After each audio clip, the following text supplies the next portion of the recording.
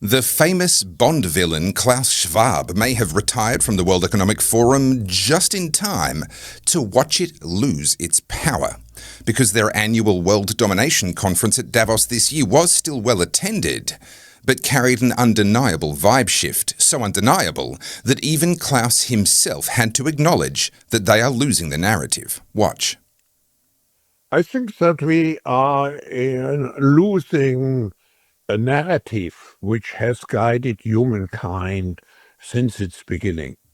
Today, with all the crises which we have, with the multitude of problems we are confronted with, I think we have become much more egocentric on a individual and also on a national way. That makes international cooperation so much more difficult, by the way. And I think we have to think about how we recreate this narrative. They are losing the narrative. That's the narrative that Klaus pushed through the World Economic Forum for his own enrichment and the centralisation of power into the hands of his globalist buddies. I say good. I say cry me a river. Because the vibe shift at Davos is real. Just check out how blunt world leaders are being about the inadequacy of wind and solar power, and ask yourself, can you imagine anyone at Davos saying this even 2 years ago? When you talked about the energy solutions available for these unbelievably energy-hungry data centers, your list was short. Mm-hmm. Your list had one thing on it, if I listened correctly. You said gas. You didn't say gas and renewables. Can you educate us why not? I mean, what one has to appreciate is the intensity of energy. I always like to, I'm an engineer by background, so always like to tell people the mix of energy doesn't matter. How much is wind, how much is solar. We like to advertise that. Kilojoules matter because energy intensity has to shift, not the mix. So solar power cannot produce cement.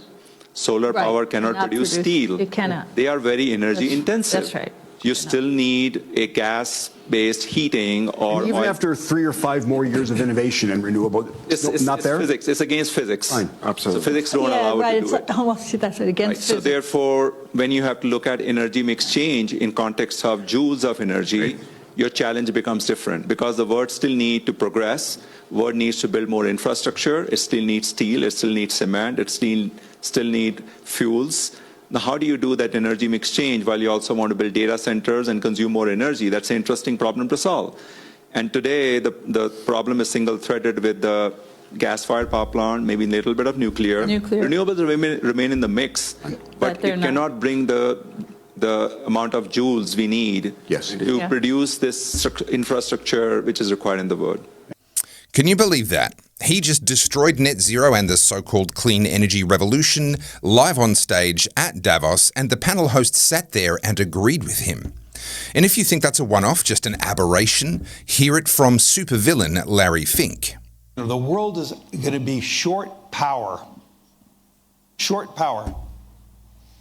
And to power these data companies, you cannot have just this intermittent power like wind and solar. You need dispatchable power because you can't turn off and on these data centers.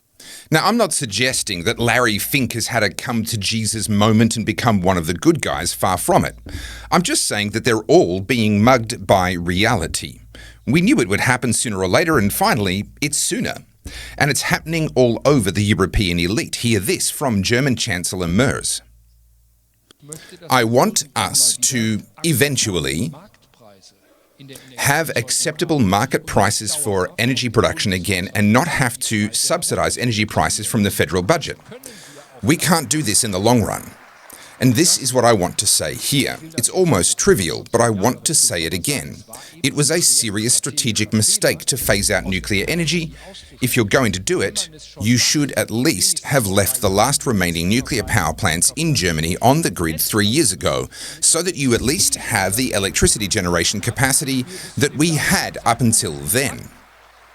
So we are now undertaking the most expensive energy transition in the entire world. I know of no other country that makes things so difficult and expensive as Germany. We inherited something that we now need to correct, but we simply don't have enough energy generation capacity. 3 years ago, they were shutting them down and blowing them up. Today, they're applauding as their stupidity is pointed out for all to see, and they're in furious agreement about the need to build more new baseload power. And it's not just on energy that this vibe shift is now visible. It's on free markets, cutting regulations, sensible defence strategies. There is a return of sanity across the board. And the vibe shift we're witnessing at Davos, well, it's honestly music to my ears. I'll show you some more videos in just a moment, but first, my name's Topher Field, this is the Topher Project, and I help busy people like you to cut through the crap, make sense of the nonsense, and keep up with the world as it changes around you. I'm 100% viewer supported, so if you appreciate having me as a voice of reason in a world gone mad, then please help me to keep the Topher Project going by buying me a coffee via the button at topherfield.com. And take a moment to check out the shop tab where you'll find my best-selling books, multi-award-winning DVD, t-shirts, hoodies, caps, stickers, and more. And everything you buy will help me to keep the Topher Project going. Now, in that last video of German Chancellor Merz talking about nuclear power plants, he mentioned how difficult Germany had made their energy transition. That's a reference to the over-regulation by the state, the planning laws, the environmental laws, etc. And that's a theme that he picked up in his keynote address at Davos. Watch. We are aware of those problems. Both Germany and Europe have wasted incredible potential for growth in recent years by dragging feet on reforms and unnecessarily and excessively curtailing entrepreneurial freedoms and personal responsibility. We are going to change that now. Security and predictability take precedence over excessive regulation and misplaced perfection. We must reduce bureaucracy substantially in Europe.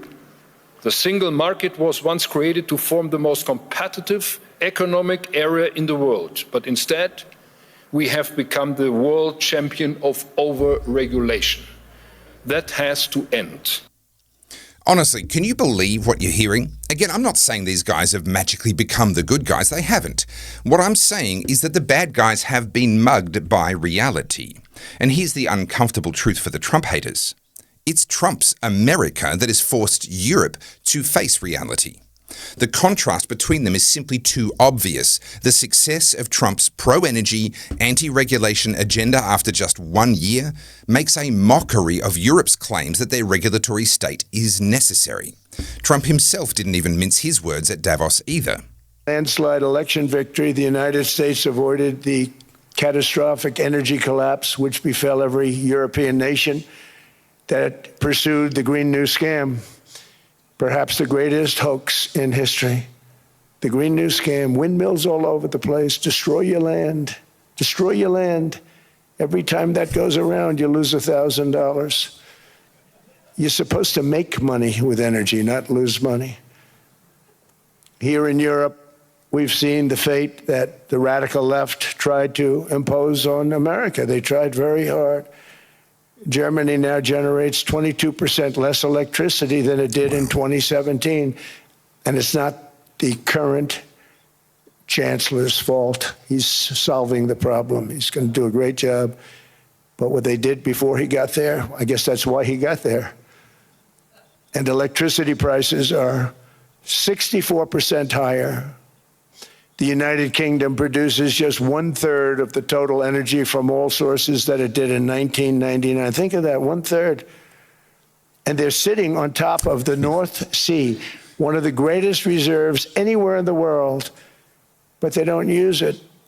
And that's one reason why their energy has reached catastrophically low levels with equally high prices. High prices, very low levels. Think of that, 1/3. And you're sitting on top of the North Sea, and they like to say, well, you know, that's depleted. It's not depleted. It's got 500 years. They haven't even found the oil. The North Sea is incredible. They don't let anybody drill. Environmentally, they don't let them drill. They make it impossible for the oil companies to go. They take 92% of the revenues. So the oil companies say, we can't do it. They came to see me. Is there anything you can do? I want Europe to do great. I want UK to do great. They're sitting on one of the greatest energy sources in the world, and they don't use it. In fact, their electricity prices have soared 139%. There are windmills all over Europe. There are windmills all over the place, and they are losers. One thing I've noticed is that the more windmills a country has, the more money that country loses and the worse that country is doing. China makes almost all of the windmills, and yet I haven't been able to find any wind farms in China. Did you ever think of that? It's a good way of looking at it. They're smart. China's very smart. They make them, they sell them for a fortune. They sell them to the stupid people that buy them, but they don't use them themselves. They put up a couple of big wind farms, but they don't use them. They just put them up to show people what they could look like. They don't spin. They don't do anything. They use a thing called coal, mostly. Now, I do have to do a quick fact check on Trump here because he's wrong. China have some massive wind farms. In fact, they have the biggest one in the world. But he's also right that they do still mostly use coal because their coal is still cheaper than their wind power. And here's the thing, they don't have our ridiculous bid stack pricing system, which we have in Australia. And that's what allows wind and solar producers in Australia to hide their true cost from the market. And also in China, their wind farms have run into exactly the same problem that we're running into here in Australia, which is massive oversupply when we don't want the electricity and a lack of supply when we do.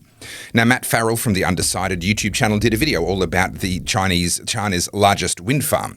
And in some years, up to half the electricity produced is being curtailed or wasted, which is even worse than our curtailment issues here in Australia.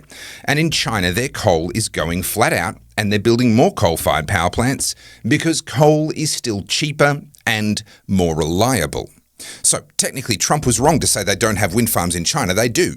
But he's right to say they're not working very well and that China still rely on coal. Okay, let me finish with the elephant in the room. The EU can't afford to get too far out of step with the USA.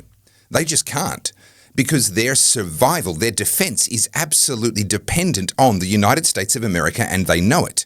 Hear it from Mark Rutte, the NATO Secretary General himself. And if anyone thinks here, again, that the European Union or Europe as a whole can defend itself without the US, keep on dreaming. You can't. We can't. We need each other. And why do we need each other? I tell you. But for Europe, if you really want to go it alone, and those of you who are pleading for that, forget that you can ever get there with 5%. It will be 10%. You have to build up your own nuclear capability. That costs billions and billions of euros. You will lose then, in that scenario, you would lose the ultimate guarantor of our freedom, which is the US nuclear umbrella. Good luck. NATO countries are already dragging their heels on defence spending, and they have been for decades. They're struggling to get their defence spending up to the agreed 5% of their GDP. And what the Secretary General of NATO is saying to their faces is that if they piss off the US, they'll have to find 10% of their GDP for their defence, whether they like it or not. Now, what he didn't say is that they'll still mostly be having to buy their weapons from the US. And if the US refuse to sell to them, well, then they're going to have yet another problem. Talking tough against the US might be popular in some European circles, but the reality is they've made themselves too dependent for too long. And that reality has come back to bite them hard. Donald Trump winning his third US presidential election and beginning his second term as president just 1 year ago has completely changed not only the USA, but the EU as well, and indeed the whole world. Sometimes it's easy to be black-pilled, to focus on all the bad news and the stories of how governments continue to try and take away our rights. And it's true, there are a lot of problems out there, and I do a lot of videos about exactly that. But it's also true that you can only defy reality for so long before it bites you in the bum, and the global elites are being bitten hard. Let's hope that this refreshing return to sanity reaches our shores here in Australia sooner rather than later. My name's Topher, this is the Topher Project, and I help busy people like you to cut through the crap and make sense of the nonsense and keep up with the world as it changes around you. I am 100% viewer supported, so please help me to keep the Topher Project going so that I can produce hundreds more videos like this one in 2026 by buying me a coffee via the button at topherfield.com. And check out the shop tab where you'll find my books, DVDs, t-shirts, hoodies, caps, stickers, and more. And if you don't have your ticket to the Oddcast first birthday, let me suggest that you get it now. You'll find that via the shop tab at topherfield.com. Tickets are selling fast. Thank you for watching all the way to the end. The algorithm loves you for it, and so do I. Please like, comment, subscribe, and as always, think free.